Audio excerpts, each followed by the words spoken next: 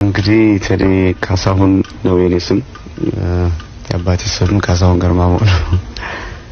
ቴዲ አፍሮ የሚለው ነገር የመጣው ከስሜ ጋር በተገናኘ ያንን እንትን ያሰጠኝ የምሰራበት ወይ የምጫወትበት ባንድ አፍሮ ሳውንድ ባንድ ይባላል እና ከዛ ጋር ተያይዞ ነው ቅጽል ስም ሆኖ የወጣው ማለት ነው። ከዛ ጊዜ በኋላ ቴዲ አፍሮ ሆንክ። እኛም ካሁን በኋላ ቴዲ አፍሮ ነው የምንለው። ቴዲ ብዙ ዘፈኖችን አሁን በቅርብ አውጥተሃል። በልጅነት ለመጀመሪያ ጊዜ በኢትዮጵያ ውስጥ ትልቅ ዝናን ያተረፍክ አንተ ነህ እና በቅርቡ እንደውም እንዳዳመጥኩት ከሆነ ኢትዮጵያ ውስጥ ካሉ ዘፋኞች ትልቁን ኮንትራት አሜሪካን ሀገር ውስጥ የፈጸምከው አንተ ነህ ይላሉ። ምን ያህል እውነት ነው? ተረጋግጦ የሚወራ ነገር በጣም ጥቂት። አንድ ነገር ደግሞ ለመነሻ የሆነ ምክንያት ይኖረዋል። በርግጥ የፈረምኩት ኮንትራት አለኝ ከፓልም ፒክቸር ካምፓኒ ጋር ማለት ነው።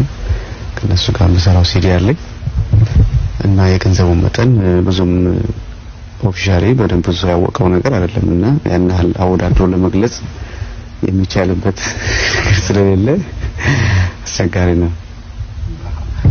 በሌላ በኩል ዘፈኖች ላይ ስትጫወት እኔ አባትህን አውቀዋለሁ፣ ግጥም እንደሚደርስ ሰማለሁና የሱ ግጥም አንተ የተጫወትከው ዘፈን ላይ አለ? እኔ የተጫወትኩት ዘፈን ላይ የለም የአባቴ ግጥም። አባቴ በነገራችን ላይ አቶ ካሳሁን ገርማሞ ይባላል።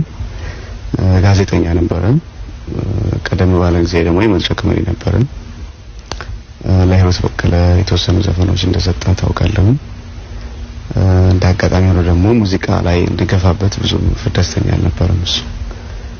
ምክንያቱም ብዙ ጊዜ ሙዚቃ ህይወት እሱ በሚያውቀው ልምድ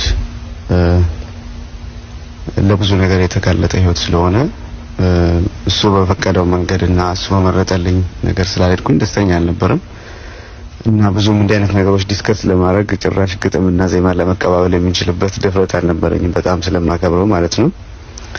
እንዳጋጣሚ እሱ ካረፈ በኋላ ነው እኔም ካሴት ያወጣሁት እና ይሄን ይመስላል። አይኔ ካላ ያላም